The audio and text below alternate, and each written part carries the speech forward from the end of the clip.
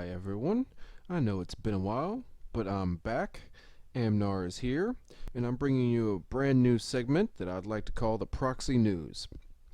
Last time when I gave my State of the Union address, it's usually right before a set comes out, and usually talking about what's up with standard Pauper and the general health of the format. So I figured I'd come out with a different way to talk about what's going on in my life and also different things that are coming up in this channel. And I need everyone's help. This past week, I went to go visit my family out of town, and unfortunately, I wasn't able to make the tournaments. That's why there haven't been any videos this week. Makes me sad as well, but I did want to produce at least some content and come up with videos regularly for everyone. So, today I'm going to present around 4 or so deck techs, because I need help figuring out what to play. What do people want to see? What kind of decks do people want to see videos or deck techs about?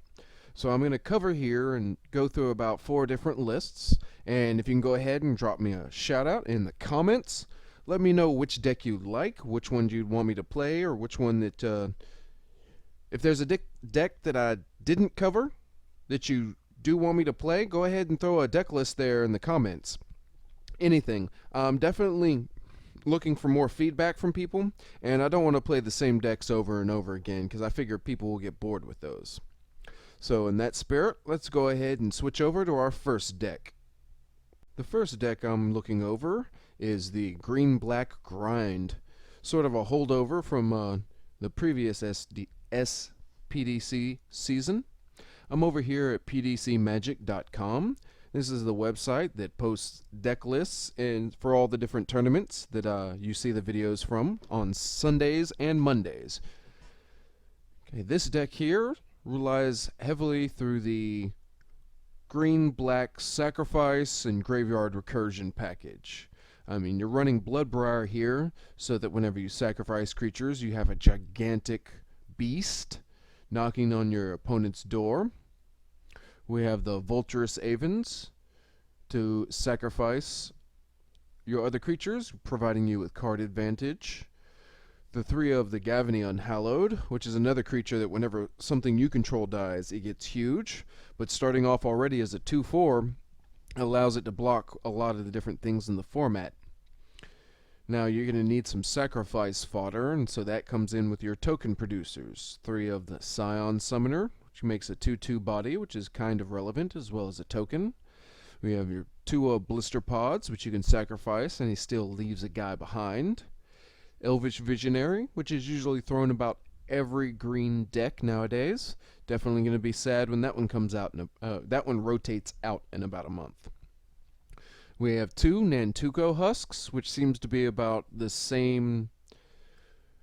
Every deck that's built around a sacrifice theme usually includes 2 Nantuko Husks. 3 mana for a 2/2 kind of by itself is okay rate. So having him out and nothing else out to sacrifice, kind of, yeah. So you only want to run 2 of them because you definitely don't want your hand to be clogged up on 3 drops. Your Primal Druid is a 0/3 that can block most things. Your opponents kinda don't want to attack into it because if they do, then it ramps you on mana. You have 2 Sanitarium Skeletons, of course, to provide a target that brings itself back for more and more sacrifice action. And It of the Horde Swarm is a 1/of to produce even more tokens. I mean, whenever you combine these with other Sacrifice Matters cards, like either Altar's Reap or Bone Splitters, you just have value that just keeps coming back. Another way to bring everything back is Pulse of Marasa, so you can get your choice as well as gaining some extra life to help stave off any aggressive decks, as well as your other parts of your removal package. 2 Reeve Souls and 2 complete disregards. It's a nice deck, definitely very strong. Personally, I haven't tried this one out, but this is one of the ones that I want to try out on my personal list. Let's go ahead and switch over and see the next deck. Okay, this one here is a Green-Red Tremors by Gwynedd, one of the people that helps run the tournaments. This one actually got 2nd place on MPDC 3404. It starts off sort of like with your basic token package, you have Eyeless Watchers, It of the Horrid Swarm, as well as Scion Summoners, all 4 of, along with your Elvish Visionaries to help you dig. But then it also packs in Dragon Fodders with 4 Impact Tremors to sort of flood the board but also do damage while you're creating tons and tons of tokens. Pulse of Marasa can get you back any Eyeless Watchers that you sacrifice to your It of the Horrid Swarm. Tormenting Voice helps you dig for whatever cards you need, as well as Might of the Masses for your combo finish. It's a pretty impressive record whenever you look, going through the top 8 and then the top 4, losing only in the finals, of course, to the green-black grind deck. Overall, looks like tons of fun, and is a deck that has been put up good results and has been copied, as you can see over here, by a couple of different people. The 4th deck we're bringing you today was played at SPDC 3405. I believe that one was the newest Sunday Pauper Deck Challenge tournament. This one was piloted by Base Jellerin, and this one is sort of all focused around spirit tokens. I mean, the only creatures you have here in the deck are the Apothecary Geist, which gains you life if you have spirits, or the Student of Ojitai, which gains you life when you cast non-creature spells. These are all sort of there just to buy time, along with what was it, Certain Death? Yes. Along with cards like Certain Death. I was surprised to see this one. 6 mana to destroy a creature, but its controller loses 2 and you gain 2. Definitely fits the theme of stalling and using life gain to buy more time. You want to combine that with Spectral Reserves. You get 2 1/1 Flying Spirit tokens and gain 2 life. Also with Vessel of Ephemera, which pumps out another 2 1/1 White Spirit tokens. So basically, you just keep playing out your instants and sorceries, gaining life while you're killing creatures with Murder and drawing cards with Read the Bones until you have enough of your tokens out so that Borrowed Grace here can give your all your creatures +2/+0 for a lethal alpha strike.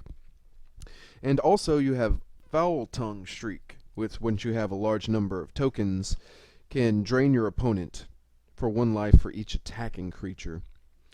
Definitely very combo-esque. I like it, but personally, I don't know how Certain Death would do. I think you might be better breaking that up in maybe some Oblivion Strike, maybe some Complete Disregard. Although at 3 cost, Murder does get the job done.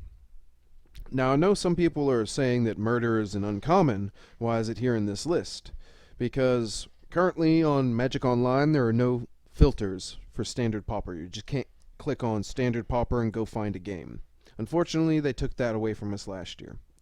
So now when you're building a Standard Pauper deck, you can use any card that shows up on the filter if you click Standard and if you click Common, or yes, if you click Common under the rarity. So that means any card that was an uncommon that was once printed at a common is legal. So that means that Murder is legal, Rolling Thunder, as well as a couple of others. Those cards are actually discussed here in detail under the Forums tab. If you ever wanted to know more specifics about any of the tournaments or had some questions, clicking onto the PDC Forums is a good way to find out. But, yes, Murder is legal currently at SPDC. Still, though, with a lot of the other decks that bring things back with from the graveyard, as well as Pulse of Marasa being played so much, I would definitely personally move to some kind of exiling effect. Also, I believe having 8 sort of combo effects here between Foul Tongue Shriek and Borrowed Grace would be a little bit much.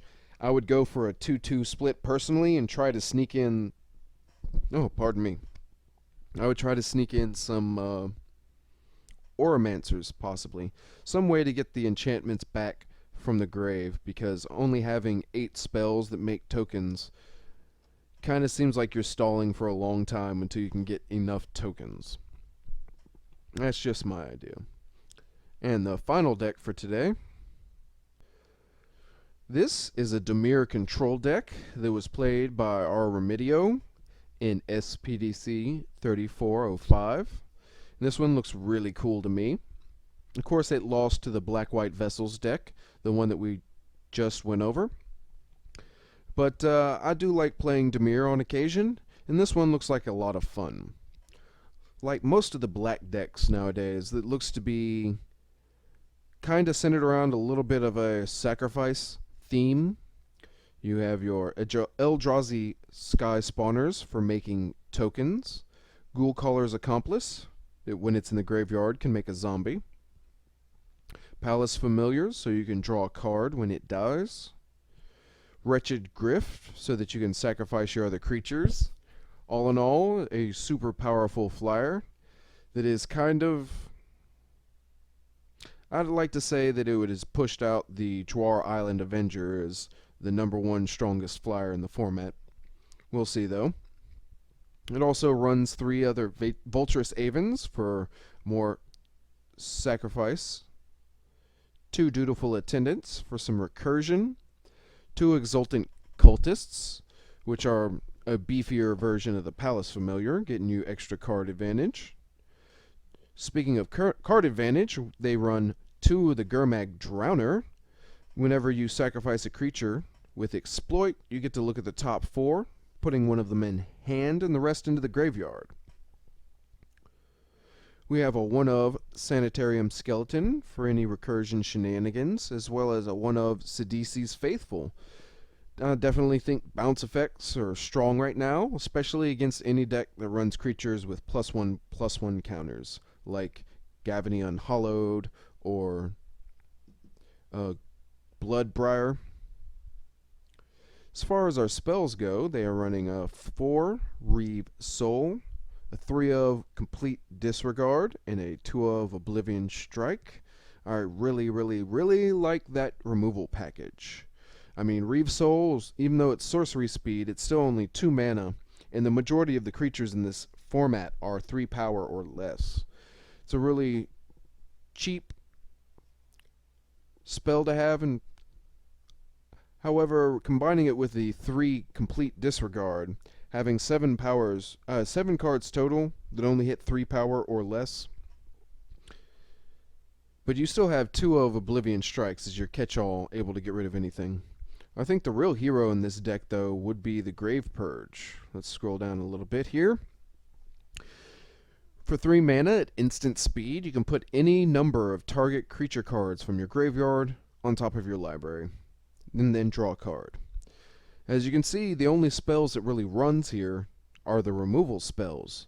All your card advantage spells come directly from your creatures, whether you're drawing a card when you sacrifice a Palace Familiar, whether you're drawing a card whenever you sacrifice something with or to the Vulturous Aven, or even with the Wretched Griff itself, drawing a card whenever you cast the spell.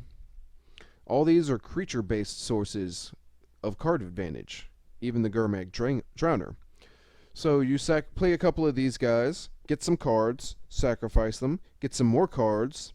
Whenever you're getting low in the deck, or towards the end of the game, you Grave Purge. Put the best ones on top in any order you want, and then you get to draw a card, putting the most desirable creature, of course, on top, so you draw them immediately. And also, since it's only a 1-of, you usually don't feel so bad sandbagging it, holding it in your hand there until it's just the perfect moment. However, if for some reason you're truly in a bind, I do like the fact that at instant speed it just says, pay 3 mana, draw a card. You don't have to put anything on top of your library. You can choose to put 0 creatures on there and just draw a card, but that's a truly desperate situation. Thanks everybody for checking out the videos and staying all the way here to the end. I know those deck techs were kind of fast, but there were 4 of them, and also I have a different idea for something coming out tomorrow or Friday. I have several deck ideas that aren't really fleshed out yet. They're mainly skeletons or shells of decks. I do plan on bringing you 4 more deck techs of not completed or less than fleshed out decks. I'll be bringing those up in the next couple of days. But until then, let me know which of these decks that you want to see. Come down in the comments and tell me the name of the deck, or if you don't like any of them, provide a link with your own, and I'll play it and make videos just for you. Until then, keep tuning in and keep making those proxies.